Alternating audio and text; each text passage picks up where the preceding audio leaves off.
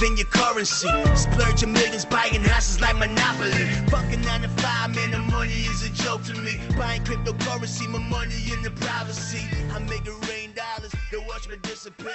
I'm so fly, man. Hey guys and girls, welcome to this week's episode of the No BS with Birchy podcast. I'm your host, Nathan Birch, and this is a show unraveling the truth to the facade of the 21st century. We're now exiting the matrix and waking up to motherfucking reality. The reality for lots of people is going to be changed in 2023. Today, I'm going to be talking about the real risk in 2023. A lot of people might be thinking, well, are we going to get some more lockdowns? Are we going to get some more communist tyranny?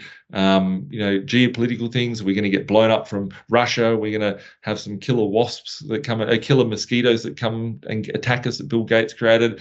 Whatever the case may be, there's real risks out there. And today I'm going to talk about the biggest risks that I see for people, and that is that your government isn't going to come and save you, right? And it's been very clear the government hasn't been able to save you in the last few years. They've only made your life worse from all the things that they've done to you. But if we look at the big issue that's out there, the real risk is the inflation. And we're now seeing the cost of everything's rising, but they've pushed up interest rates. They've done all these things to try, and they've taken away all the stimulus packages, and we ain't seeing inflation stop. We're actually seeing greater levels of inflation. The reason why we're seeing greater levels of inflation is because the stimulus isn't there, and they're pushing up the cost of the currency that people have to hold on to.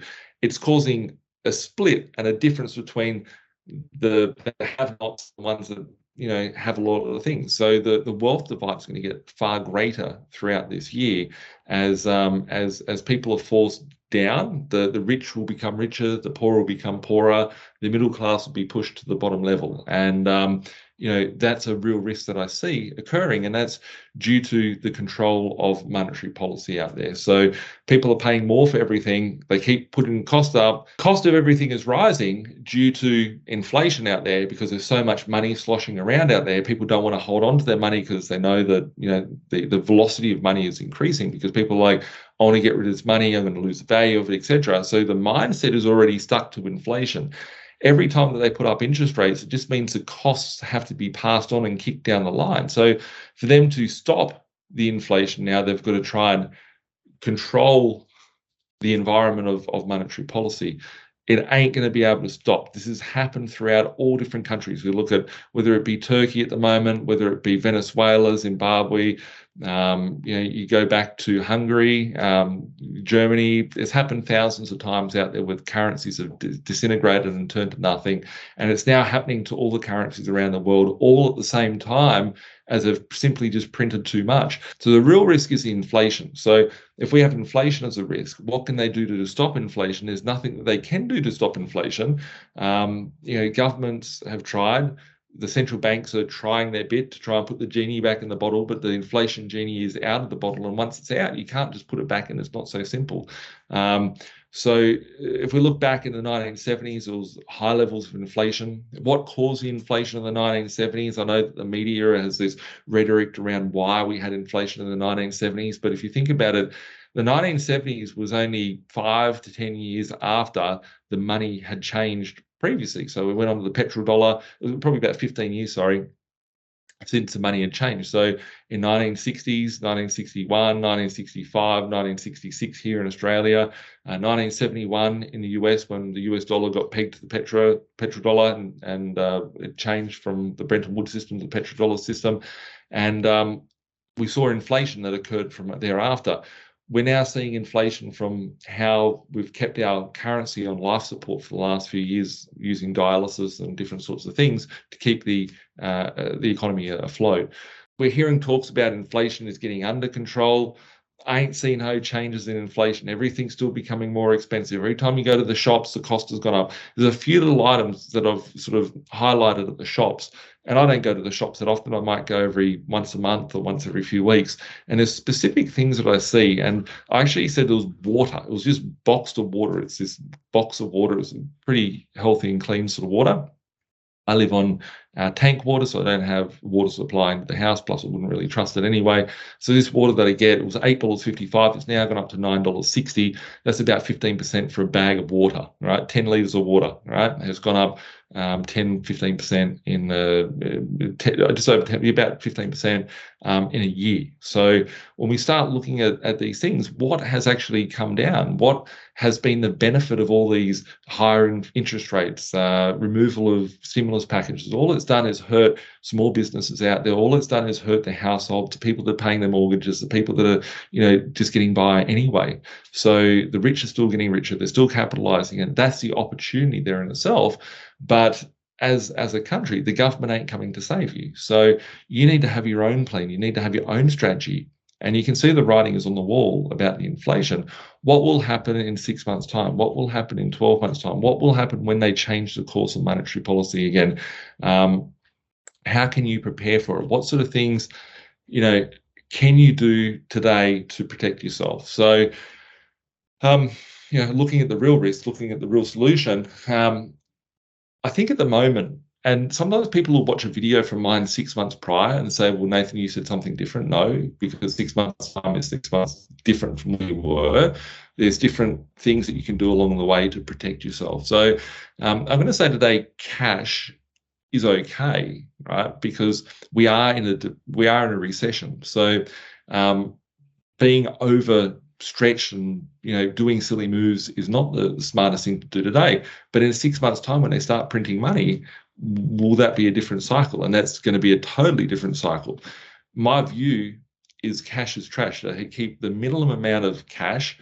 I like cash flow. When cash flow comes into my bank account, I spend it. I actually have a rule that every day I spend all the money. I have no money in my bank account. At midnight, go to bed, money's gone, I pay bills, do all these sort of things. Because I know tomorrow the money just flows back through whether it be FPOS machines from the restaurants that I have, or be it from FPOS machines from motels, whether it be from my rents being processed, whether it be from other businesses. So I'm looking at cash flow, and I think everybody should be looking at how can they be increasing their cash flow, and how can you be collecting assets, because the assets go up in value.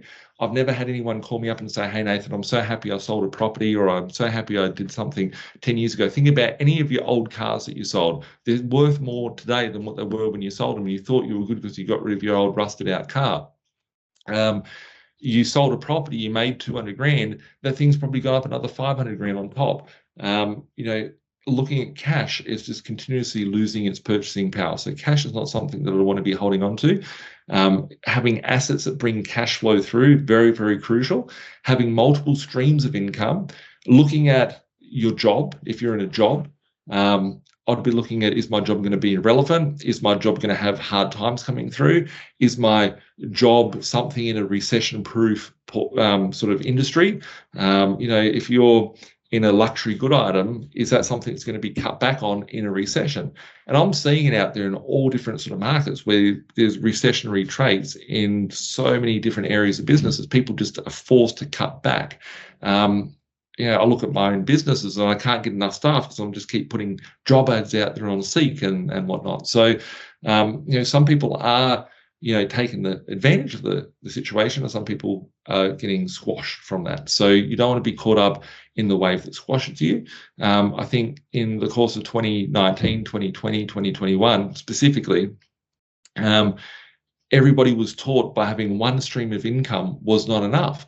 So, your job could be gone like that. And I think we're going to see a lot of job losses from, the world that we see right at the moment of this year. But it won't, any of the pain that people will see, whether it be from interest rates, whether it be from job losses, whether it be from a recession, none of the pain will add up to be as bad as the pain that you will see when hyperinflation comes through and rips apart our economies. And research what it is, right? I'm trying to leave everybody with a bit of homework, a bit of further homework after you watch this. If you don't understand what a hyperinflation is, you should go and do a lot of research into what is a hyperinflation, how does a hyperinflation work, what countries have had a hyperinflation, and then you can start looking through and going, well, if Turkey had a hyperinflation, if Germany had a hyperinflation, if Hungary had a hyperinflation, what happened to these countries' property prices? What happened to their jobs? What happened to this? What happened to that? What happened to their food? People are earning $500,000 dollars or whatever they're called in their own country, and they can't afford a packet of eggs because the eggs are worth more than the money is because it's got no value to it. Turkey's going through a hyperinflation at the moment, and who would have thought that would have occurred? When you see it start happening here, people will literally be millionaires and billionaires and trillionaires, but they won't be able to eat because they don't have the money, won't buy anything. So make sure you're planning for that. Make sure you're not too over leveraged. Make sure you're not too under leveraged. But most importantly, make sure that you have a plan, because as we get through the course of 2023, personally see it's inevitable for the countries to exist in their current format without seeing a reversal of monetary policy. All the bonds that are rolling over, people are saying there's a debt, the debts, the fixed interest rates for mortgages are going to roll over in March and April and May of this year, because it's the 3-year period is up and 2-year period up and whatnot, and people will be paying a lot more interest rates. I see a bigger issue. All the government bonds are going to start rolling over, and the governments are going to be in a lot of deep shit. So when their hand is forced to change monetary policy, we haven't even got inflation under wraps at the moment, and they're going to be printing more money to fix up the system that we have. That's where we're going to see the inflation just run out of control. So the things that you can do to protect yourself, make sure that you've got strategies in place. If you, just way off topic to do with property, but if you have a backyard, grow some fruit and vegetables. If you've got a bit of a bigger backyard, get some animals, have some chickens, get some eggs, right? I don't buy eggs. I've got chickens that just spit out eggs all the time, right? And I've got so many eggs I can, don't go egg people's houses, but I've got enough to keep myself full. And I think it's important to have a level of self-sufficiency, because people won't truly understand the level of, I don't believe anyway, that they'll truly understand the level of pain that will be caused until the inflation hits those sort of levels. So do look at your position, stress test your position, and look and see, okay, if inflation hit today, would I be able to survive? If the cost of all my expenses went up by 20%, could I survive? If the cost goes up by 30%, just think about it this way, right? If inflation comes down from 7% and goes to 5%, they'd be very happy if inflation went to 5%. It would be like a big party for everyone, right? In Moneyland, right? If inflation went to 5%, that means that in the next 5 years, the cost of everything you're spending today will go up 25%. 5% this year, 5% next year, 5% the year after, 5%, 5%. That will go up 25% in the short 5 years. What would your income support at that period of time? Would your income be able to support a grocery bill of 25% more? Would it be able to support, those sorts of things? If not, then you need to look at, okay, most people sit there and instantly go, well, I better cut some expenses. Well, everybody's cutting everything in their life as it is. I look at it from the other perspective, is how can I increase and how can I improve my cash flow streams? Because it's not just your expenses that get inflated away, it's other people's expenses that get inflated as well. And I'm looking at my financial position myself, and I look at it and think, okay, all of my rents are being inflated away. All of my cash flows that are based from rents, whether it be from management fees, are going up because all my investors' rents are going up. So, you can sort of create and plan for that inflation to benefit you, because you want to be collecting that cash flow coming in. So not just looking at how you can save, because it doesn't matter whether you spend an extra $10 here or not. It is important to make sure that you've got the taps that are connected to your position to be able to fill up your cash flow basket. So if you need help on planning to get through this time, if you need help on working out a strategy to minimize risk, reach out to my team, 1300 367 925. Send us an email at admin@binvested.com.au, and make sure that you subscribe to this podcast. You can check us out on Google Play, Apple Play, Spotify, Facebook, and YouTube. We'll catch up soon. Have a great week. Bye for now.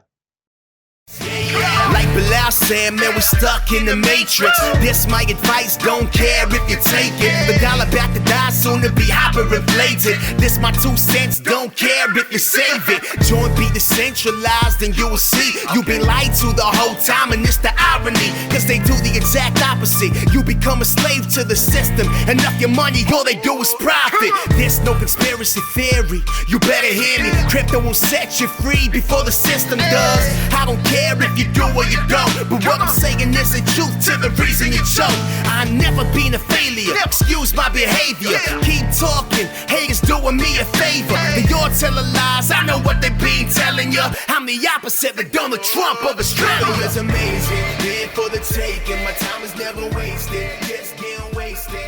These girls say I'm really breathtaking. I can't help it if I really